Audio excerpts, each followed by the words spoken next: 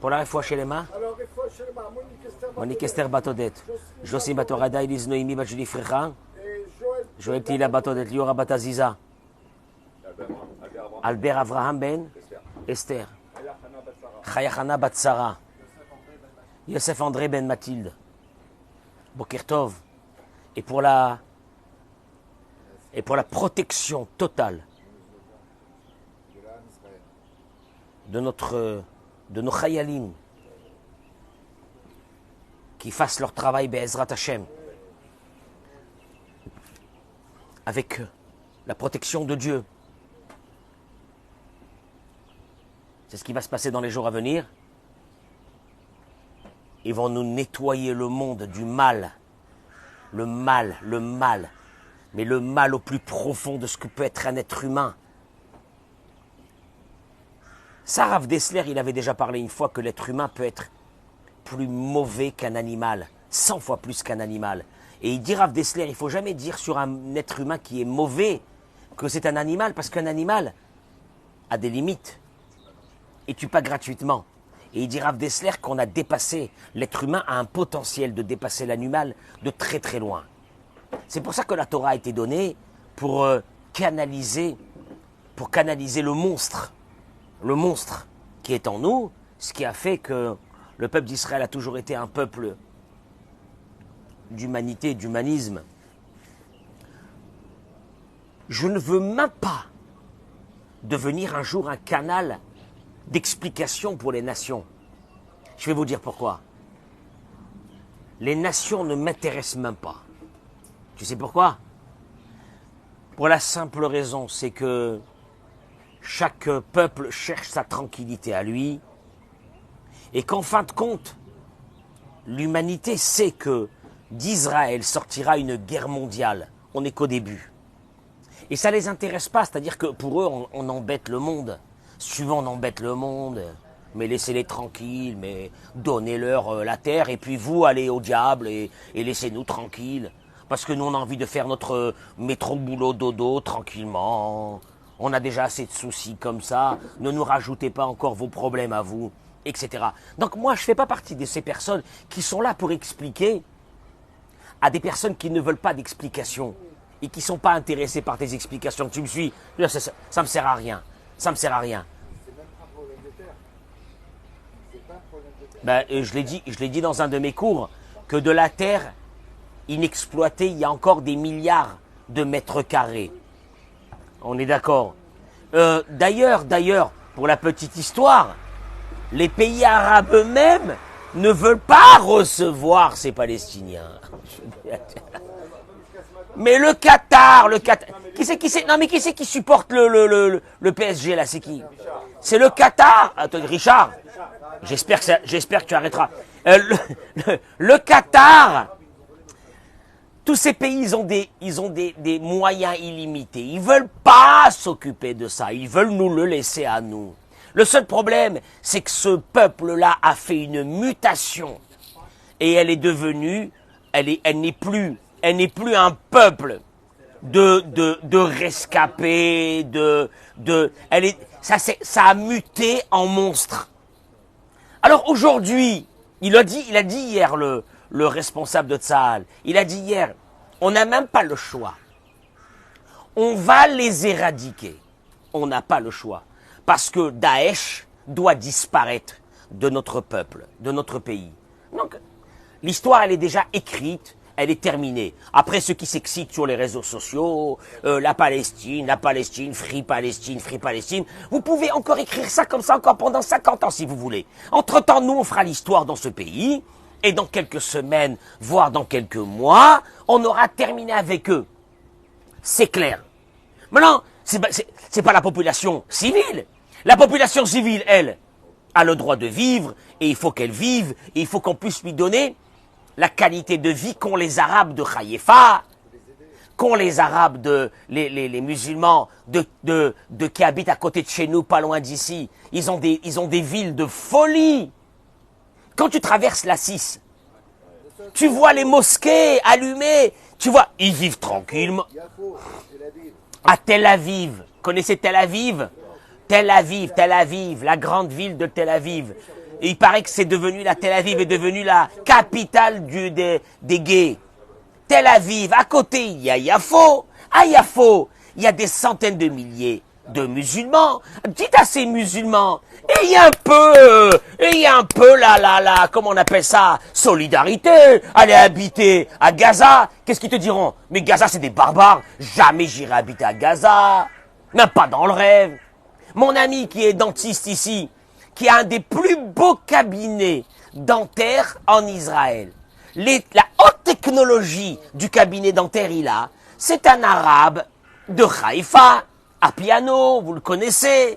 Bah, une folie, un cabinet que même en France, t'as pas des cabinets comme ça. Mais lui, ça fait 2 semaines, il a fermé son cabinet, il m'a dit, je vais mourir, je suis atterré, j'en peux plus de voir ça. Mais qu'est-ce que c'est ça? Mais qu'est-ce que c'est ça? Mais qu'est-ce que c'est ça de voir des femmes? Vous savez que sur Telegram, vous connaissez cette application Telegram? Il y a des vidéos qui circulent de la mise à mort de femmes enceintes et de bébés, d'enfants. Va voir ça. Il m'a dit, je vais devenir fou. Il a fermé son cabinet, ça fait 2 semaines. Il m'a dit, je reçois personne. Il m'a dit, je suis en dépression. La barbarie à l'état pur. Alors bien sûr que la barbarie va engendrer quoi maintenant? Ah ben, va engendrer maintenant une grande guerre. Alors pour le petit Français, de base, le petit Français, le mélanchoniste, je vais lui dire au mélanchoniste que quand il y a eu Oradour-sur-Glane, pour ceux qui savent pas c'est quoi Oradour-sur-Glane, je pense que la moitié de ceux qui m'écoutent ne savent même pas c'est quoi Oradour-sur-Glane. Allez-y sur Google, vous allez trouver. Mais après Oradour-sur-Glane, les Alliés, ils ont bombardé l'Allemagne. Avec femmes et enfants. Oh mais ouais, mais comment? Mais c'est pas possible, etc. On a eu, nous, notre Oradour-sur-Glane, grandiose, ici, et on va se conduire à peu près comme les Alliés. Donc si ce sont les Français, les Anglais, les Américains qui veulent nous donner des leçons, on leur rappellera que on va juste faire ce qu'ils ont fait en 1945. 44, 45, hein? Pas plus, hein, pas plus. On essaiera de ne pas déborder. Juste ça. Et là, j'arrive à une chose extraordinaire que je voudrais, parce que ce matin, on est un peu comme ça, un peu chafouin, hein? On est un peu chafouin ce matin. Ah non, non. On est un peu comme ça, hein? Il y a certains qui ont acheté des bars à Natania, j'ai honte. J'ai honte. Tu entends, mon chéri, ils ont acheté des bars pour bloquer les mamades à Natania. Vous avez pas honte. À Natania.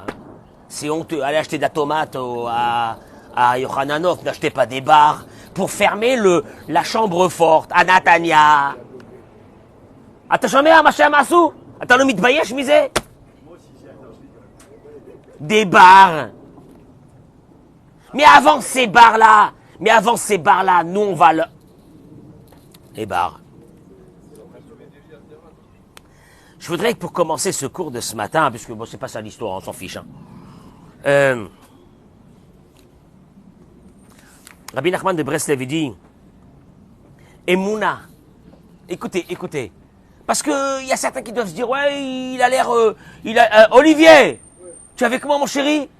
T'étais pas là hier? Où tu étais hier?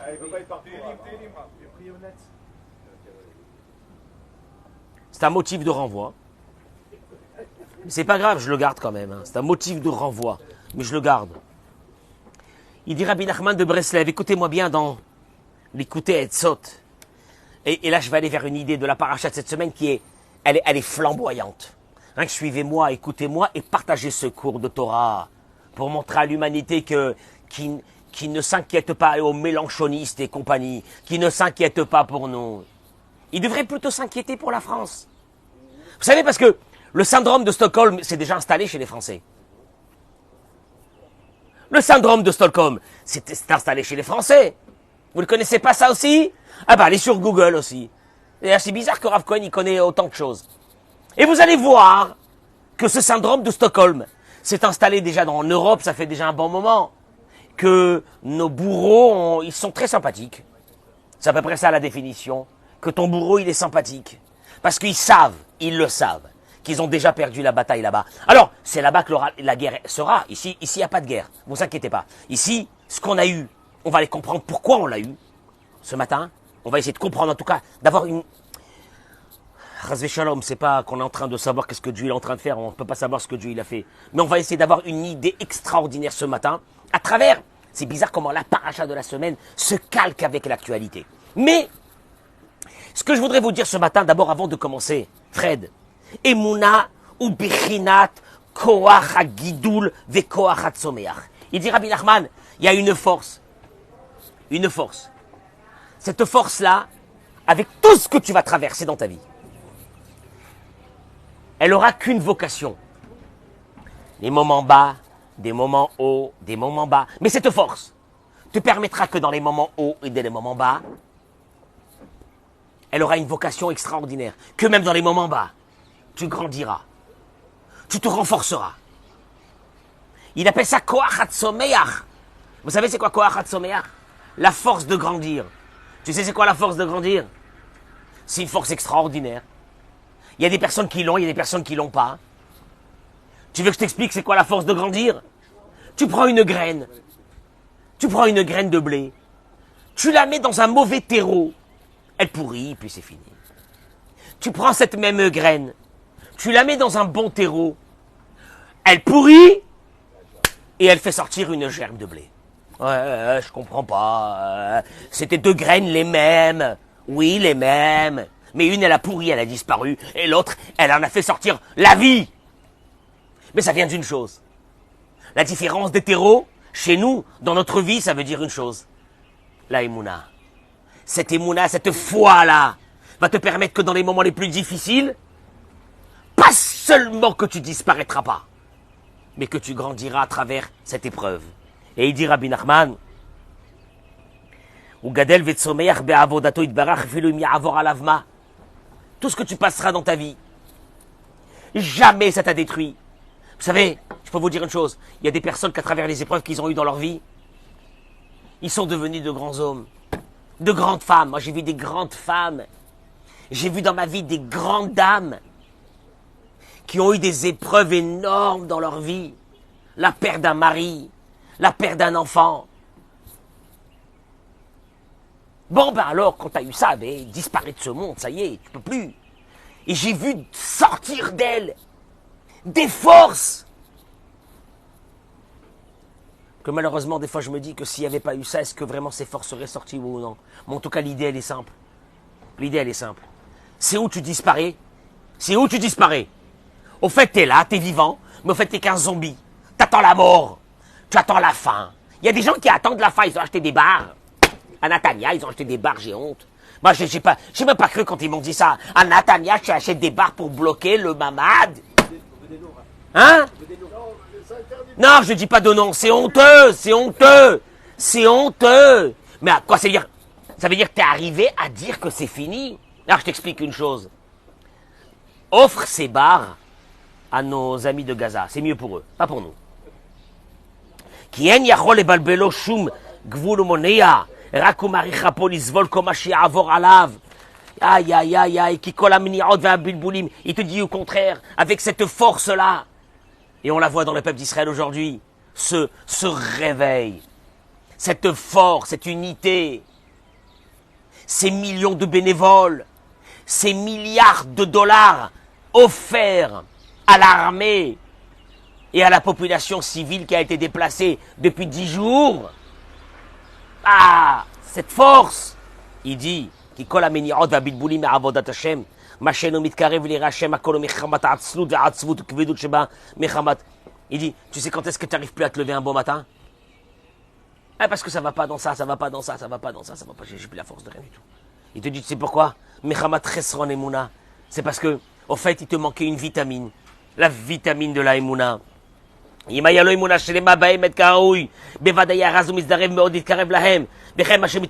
dit, et tu vois une chose, et tu constates une chose, que quand une personne elle a une épreuve, à la place d'avoir la force de prier à ce moment-là, pour que cette épreuve passe, elle n'a plus la force de prier.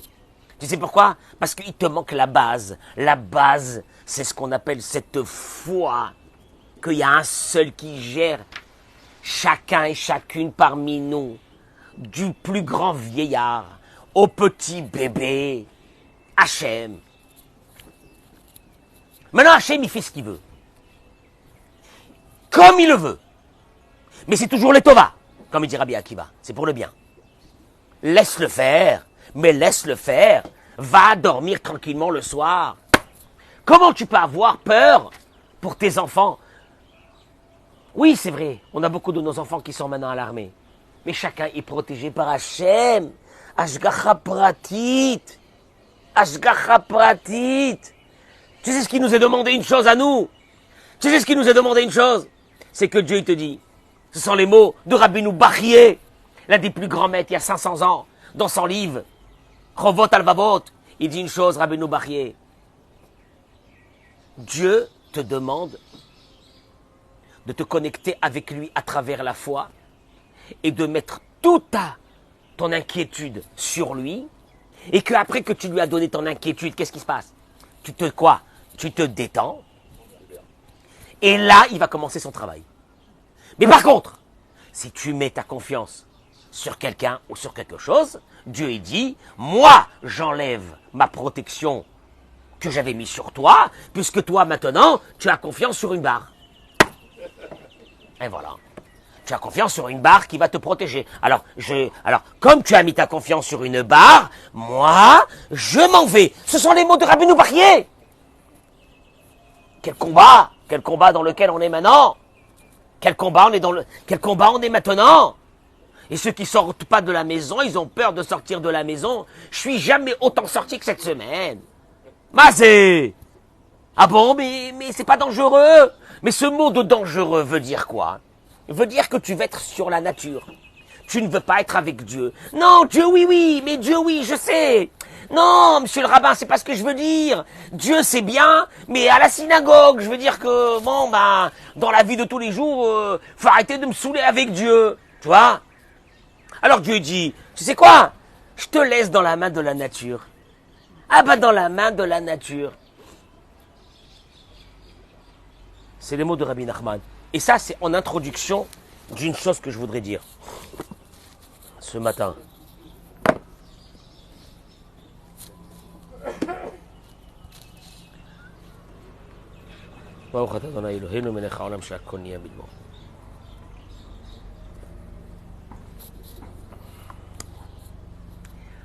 Richard, il y a une histoire à la fin de la paracha de cette semaine qu'on va lire ce Shabbat.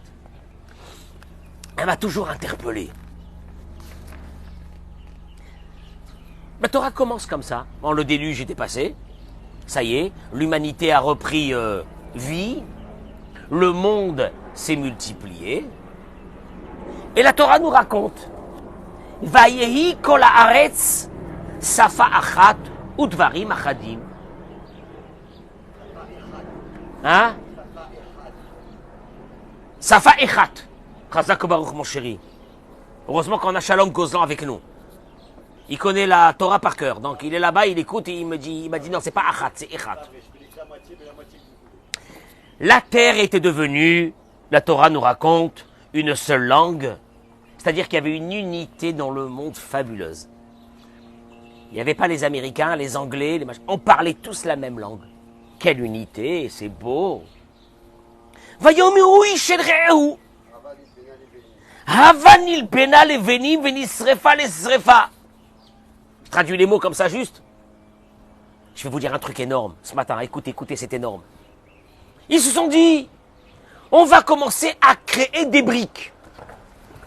Pas des pierres. Jusqu'à maintenant, ils construisaient leur maison avec quoi? Avec des pierres. Des pierres. Vous voyez les anciennes habitations, c'est fait avec quoi? Des pierres, l'une sur l'autre. Vous voyez les vieilles maisons dans le sud de la France, et des pierres l'une sur l'autre comme ça. Non, on va construire des briques. On va les faire chauffer dans le feu et on va faire des briques. Et la Torah nous dit que Nivne, ils se sont dit, Nivne la no'iru migdal verosho bashamaim. On va construire une grande tour qui arrivera jusqu'au ciel.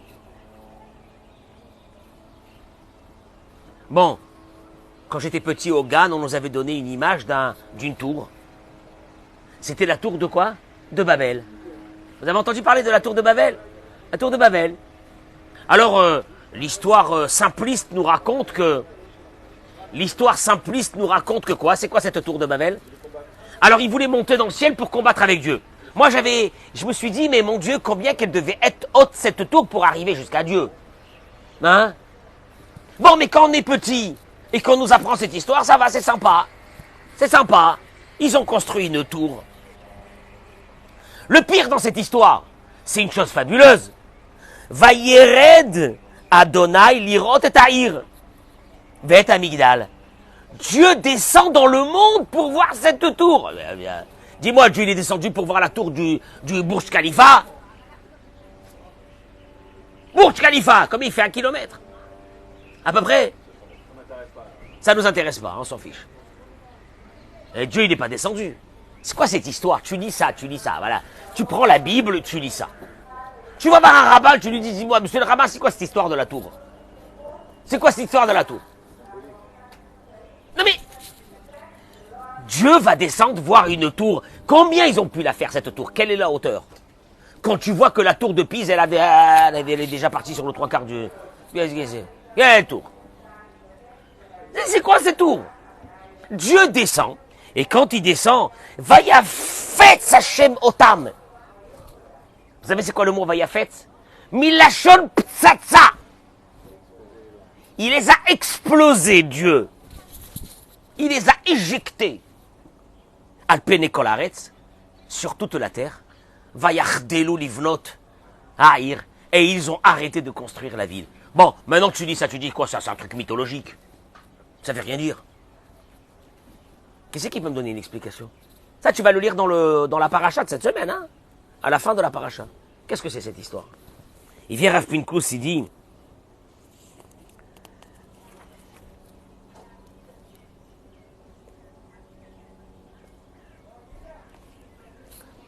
Dieu a subi des affronts déjà un peu avant. Avec, à l'époque de Noach, il a fait le déluge, et même avant Noach, etc. Et là, il dit une chose.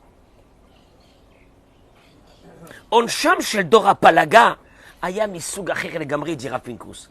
Il dit, vous savez, je vais vous donner le concept de ce qu'ils ont voulu faire ces personnes-là. Parce que nous, quand on lit ça, qu'est-ce qu'on dit? C'est des barbares, des fous.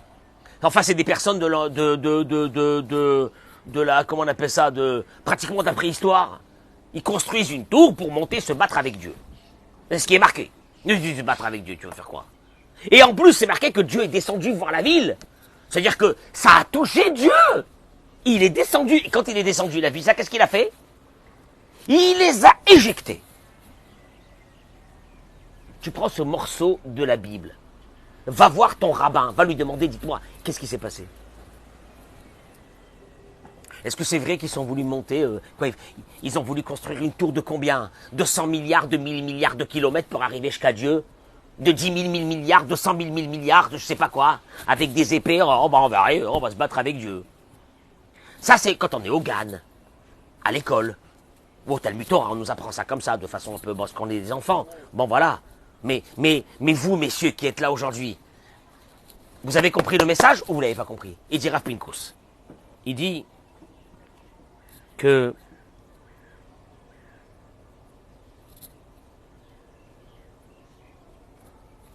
Dorénoche Vedora Maboul, les générations qui précédaient cette génération, la génération du déluge et les générations du début du monde, c'est vrai qu'ils ont transgressé beaucoup de mauvaises choses. Il y avait le vol, il y avait la débauche, etc.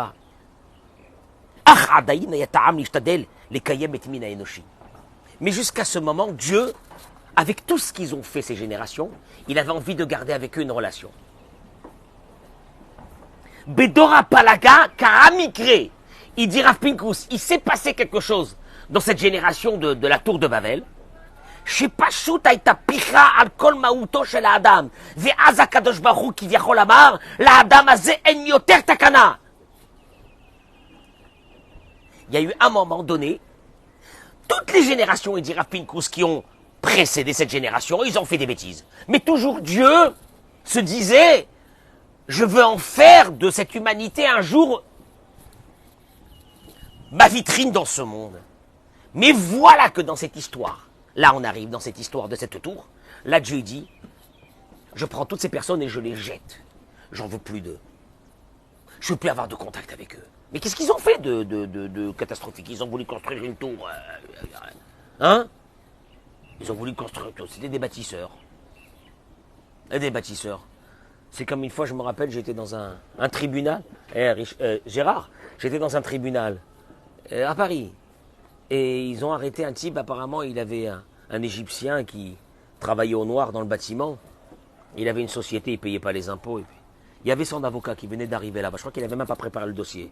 Et qui dit au juge, mais monsieur le juge, messieurs les juges, cet homme, c'est un Égyptien. Il a en lui cette envie de bâtir comme ont eu ses ancêtres. En construisant les pyramides, il y avait... Les juges se sont mis à rire. Il a gagné le procès. Mais tu sais comment? Juste comme ça. Des bâtisseurs. Ils sont bâtisseurs depuis l'Antiquité. Ça ne veut rien dire.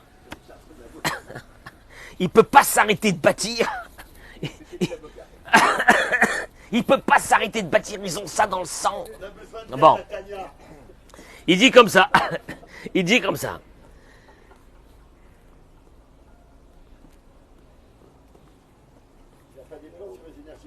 Le Ramban, il dit Rav Pinkus, ramène une indication qu'on n'a pas.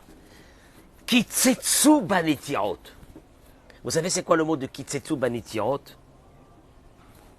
Le Rambam dit ça veut dire que quand on veut dire dans le langage de la Torah, quelqu'un qui veut détruire sa relation avec Dieu et ne plus jamais avoir affaire avec Dieu, on appelle ça Kotsetz banetiot. Il coupe la racine. Tu vois c'est quoi? C'est comme tu prends un légume, il est attaché, et tu le coupes pour qu'il n'ait plus de relation avec la racine. C'est ce qu'ils ont voulu faire. Quoi? Il dit, écoutez-moi bien. Il dit,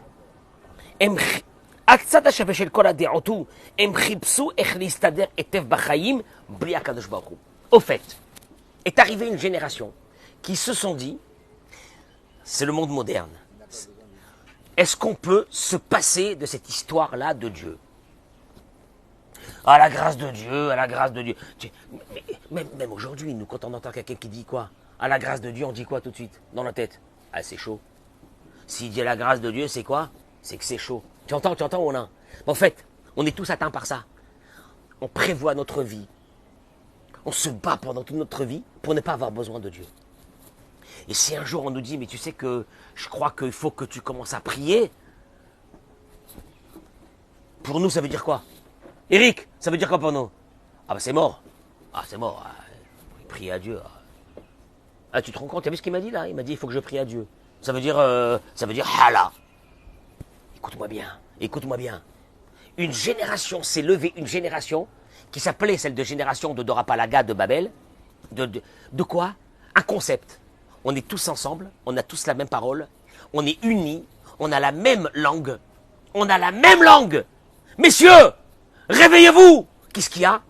On va construire une tour. C'est pas une tour que vous pensez, vous, une tour. Pour aller se battre contre Dieu. On va unir, il dit Rav Pinkus, nos efforts. Et quand toutes les nations du monde unissent leurs efforts, il dit Rav Pinkus, si tous les laboratoires du monde unissaient leurs efforts. Unissez leurs efforts. Tous les laboratoires du monde, ensemble. Pas chacun pour soi. On aurait trouvé déjà il y a très longtemps la majeure partie des médicaments pour sauver l'humanité, les cancers et tout. Sauf que quoi? Non, il n'y a pas ça aujourd'hui. Qu'est-ce qu'il y a aujourd'hui? Chaque laboratoire, il essaie de trouver son truc. Mais si on s'unissait, et là il dit Rav Pinkus, cette civilisation a dit comme ça, on va s'unir, tu m'entends? Tous ensemble, pour qu'un jour on arrive à solutionner tous les problèmes, la famine, la malnutrition, les maladies génétiques. On va tout mettre ensemble. On est unis. Des centaines de... Imaginez-vous que les Américains, les Russes, les Chinois, les Indiens, les Européens, ils se mettent ensemble pour trouver un médicament. Ensemble, mais ensemble, complètement ensemble. Avec une idée, trouver le médicament, ensemble. Combien de temps ça leur mettrait pour trouver les médicaments? Pas très longtemps. Avec une idée.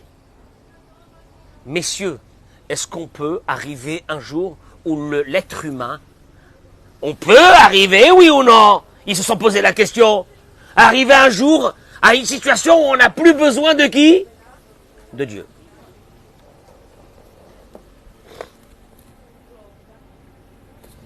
Elle est belle ou elle n'est pas belle? C'est ça l'histoire de la tour. Il dira Pinkus, c'est ça la tour. La tour, c'est pas une tour. Mais monter dans le ciel pour se battre avec Dieu, c'est une image. C'est une image, ça veut rien dire. Il y a des gens qui sont en train de chercher la tour de Babel. Où elle est? Tour de Babel. La tour de Babel. La tour de Babel, c'est ça. On va rassembler. Et là, Dieu, qu'est-ce qu'il dit? Il dit, je comprends pas. J'ai créé ce monde. Écoutez les mots de Rav Pinkus, ils sont violents. Je me suis tué, entre guillemets, pour créer ce monde. Pour que toi, être humain, tous les matins, qu'est-ce que tu fais? Tu lèves tes yeux vers moi. Et que tu me dises, Hachem, j'ai besoin de toi. Il dit, les mains d'Avardomé. Vous savez à quoi ça ressemble? Olivier, tu sais à quoi ça ressemble? À un homme. Il est marié. Il a une femme, des enfants. Il se tue pendant des années. Il a une somme d'argent tellement importante, maintenant, Baruch Hashem. Et il dit, je vais construire à ma famille une maison. Mais de folie. Piscine, salle de sport, salle de cinéma, salle de trucs, salle. Et il construit la maison. Et il fait rentrer sa famille. Un beau matin, tout le monde arrive avec eux. Et le déménagement, et on place et on met. Et la femme, elle se met sur la table comme ça avec ses enfants. Et elle dit au mari, on voudrait te remercier pour tout ce que tu fais pour nous. Mais vraiment, c'est extraordinaire tout ce que tu as fait pour nous. Mais on voudrait te dire qu'à partir d'aujourd'hui, on n'a plus besoin de toi dans cette maison. Si tu peux prendre ta valise et partir. Moi, je prends la barre de fer que vous avez acheté pour le mamad. Ça vous fait rire? C'est ce qu'on veut faire. Hachem, merci, non, merci à Kadosh Baruch Hu Daraba. Merci Hachem. Merci Hachem de m'avoir mis dans ce monde, de m'avoir donné une femme, un mari, des enfants, une parnassa, tout. Merci Hachem. Je t'en supplie Dieu, lâche-moi maintenant, ça y est, c'est bon. Va-t'en, ça va. Pas besoin de toi. C'est ce qu'ils ont voulu faire. Et là, il dit à Kadosh Baruch Hu, ça, je me suis tué pour créer le monde. Juste pour une chose, c'est que l'être humain lève ses yeux tous les matins. Hachem, Todaraba, Hachem, j'ai besoin de toi. Akadosh Baruch Hu. Et ils ont voulu créer une civilisation qu'ils n'auront plus besoin de moi. Qu'est-ce qu'il fait Dieu? Il descend voir cet endroit-là. Ça veut dire quoi? Et il va prendre ce monde, il va le faire disparaître. Il va l'exploser.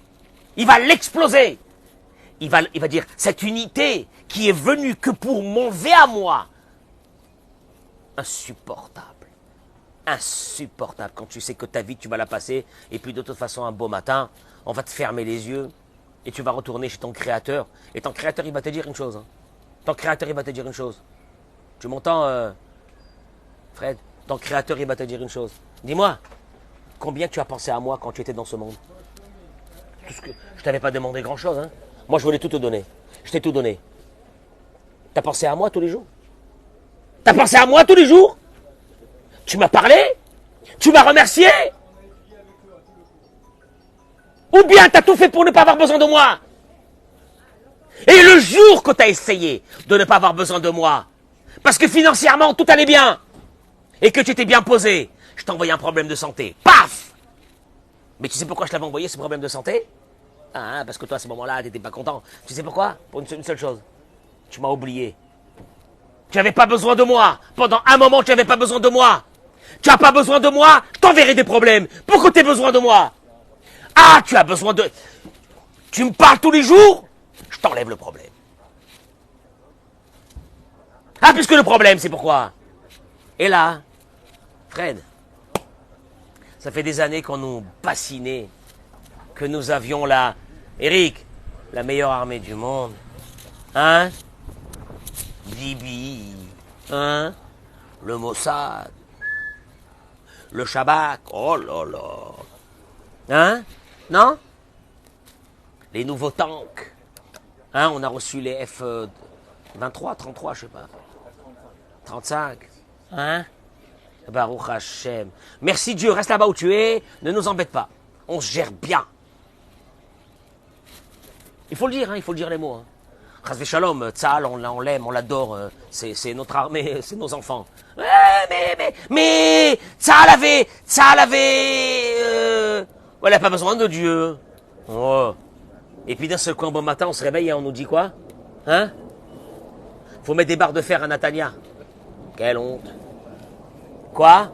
Qu'est-ce qu'il y a? Qu'est-ce qu'il y a? Qu'est-ce qu'il y a? Où est ton problème? Ah ah. Ah ah. On a toujours eu besoin de Dieu, on avait oublié qu'on avait besoin de Dieu. C'est tout. Nous, on n'a pas besoin des nations. Ah mais Biden, il est venu hier. Mais Biden, il est venu hier. C'est super important, vous vous rendez pas compte? C'est super important. Le Ham Israël, il a vécu avec Biden jusqu'à aujourd'hui. Le peuple d'Israël a traversé l'humanité avec Biden.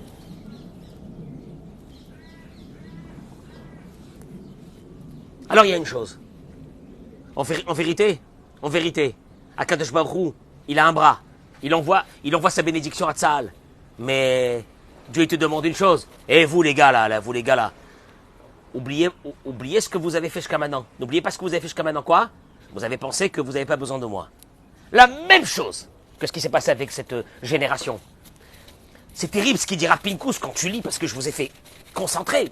Il dira Pinkus est née une civilisation très intelligente, qui s'est dit, on va unir nos efforts pour qu'un beau matin, on gère notre vie.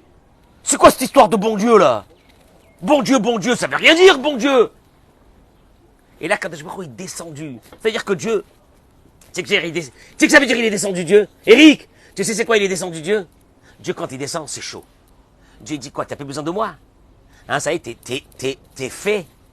Tu es fait. Je vais t'envoyer une claque que t'as jamais vue dans ta vie. Tu sais pourquoi? Pour que je retourne dans ta vie. Parce que moi, je peux pas te construire ta maison et que tu t'assois dans cette maison que je t'ai construite et que tu me dis quoi? Ah ben tu peux prendre tes affaires et tu peux partir d'ici. Ah, il est hors de question. Ah, il est hors de question, il a dit Dieu. Hors de question. Ta présence, elle a qu'un seul but. Vivre avec moi. Le peuple d'Israël, c'est la femme de Dieu. Dieu te dit, tu me fais pas des, comment on appelle ça, des infidélités. Attention à toi que tu me fasses des infidélités. Reste avec moi, je te donne tout. Traduction des mots. Notre vrai combat aujourd'hui, c'est ce retour-là. Que d'un seul coup on a dit, il y a le front de là, il y a ça, comment on va faire? Est-ce que ça aura la capacité d'être partout? Puis on a oublié une chose fondamentale. Bani matem lachem elokechem, vous êtes mes enfants. Cette terre, elle m'appartient. Ene Adonai Elohechaba, mereshit hashana va'ad harit hashana. L'œil de Dieu est rivé sur cette terre du début de l'année à la fin de l'année. Il n'y a pas un moment que l'œil de Dieu n'est pas là. Alors il a fallu qu'on reçoive ce coup terrible, monstrueux, innommable. Dieu il a envoyé ce Daesh. Mais maintenant qu'on fait teshuva, et si on reste dans cette teshuva, la problématique qu'on a ici aujourd'hui dans ce pays depuis déjà 50 ans, 60 ans, on vient de tourner une page. Ah, ça va devenir une carte. Ah oui, carte postale. Vous allez le voir, carte postale. Pastorale. Ça va être fini. Là, c'est fini. Mais il faut que nous, on dit, c'est pas l'armée qui va nous aider. L'armée, c'est un bras de Dieu. Mais c'est Dieu qui va s'occuper de chacun. Mais je crois qu'une chose, hein, la hardoute qu'il y a dans le Ham Israël qu'on voit maintenant, c'est fabuleux, cette hardoute du Ham Israël. Que d'un seul coup, les religieux, les pas religieux, les non religieux, les anti-religieux, on est tous ensemble. L'ADN du peuple d'Israël s'est réveillé. Eh ben, elle est là, de toute façon, depuis 3500 ans. Et je répète encore, j'ai aucun intérêt d'expliquer à mes amis français, parce qu'ils vont me dire tout de suite, mais vous vous rendez pas compte ce qui se passe avec les enfants à Gaza? Moi, je voudrais même pas rentrer dans ça. Vous savez pourquoi? Je vais vous dire une chose. Dans l'humanité, quand il y a eu de la barbarie, il a fallu tout de suite la combattre. Et le prix à combattre était un prix. Quand les Alliés ont bombardé l'Allemagne nazie, il y a eu des dizaines de millions, voire des centaines de millions de civils qui ont été tués. Mais c'est pas les Alliés qui ont mis la barbarie. La barbarie est venue et il a fallu quoi? La combattre. C'est tout. Et là, on a assisté, vous savez, à un moment donné, on m'a montré une vidéo qui circulait sur Telegram. J'ai vu que les premières secondes et je me suis arrêté. Et j'ai dit à tout mon entourage, ne regardez pas ces images. Parce qu'après, ça vous reste dans la tête, ça vous détruit le moral. Sur Telegram, ce sont des films qui ont été faits par ces nazis au moment où ils coupaient les ventres des femmes. C'est les nazis, c'est eux, au moment. Et ils ont fait circuler ça sur Telegram. Je veux dire qu'un soldat israélien n'aura jamais, jamais, pu oser faire une chose pareille. Mais il paraît qu'il y a des bombes qui tombent et qui tuent des civils. Ces civils, ça fait déjà 10 jours qu'on leur demande de partir. Mais le Hamas, excusez-moi, les nazis interdisent à cette population civile de partir. C'est pas que tu veux qu'on fasse. Ah oui, mais comment vous pouvez... mais comment... Alors, 2 secondes. Arrêt sur image. Retour un petit peu. Viens, je t'amène voir. Ces femmes avec les ventres et les bébés qui sont sortis en 2023 en Israël. Viens, je te montre ces dizaines de bébés égorgés. Viens, je te montre ça. Il y a des photos. Viens, je te montre ça. Excuse-moi. Si c'était nous qui avions commencé, je comprends. Alors, expliquer au monde. Tu veux que je te dise une chose? Je me contrefiche du monde. Mais tu peux même pas t'imaginer comment je me contrefiche. Tu sais pourquoi je me contrefiche? Parce que c'est nous qui bientôt, assisteront à ce Daesh en Europe, mais de façon exponentielle. Puis ils viendront nous demander à nous des conseils, comment on fait pour les aider. Ben oui, parce que ils pourront pas. Donc restez avec votre syndrome de Stockholm. On en reparlera très bientôt. Et on n'est pas bien ici. Hein? On n'est pas bien. Non, je rassure quand même nos amis dans le monde. Ne vous inquiétez pas. Si Dieu veut, il y a 2 fidèles ici qui ont des barres, ils vont enlever les barres. Et Baruch Hashem, sinon, tout va très bien chez nous. En espérant que chez vous, ça va aussi bien qu'ici. Merci beaucoup. Bracha Vatzlacha. Partagez ce cours. Amen. Ken Yiratzon.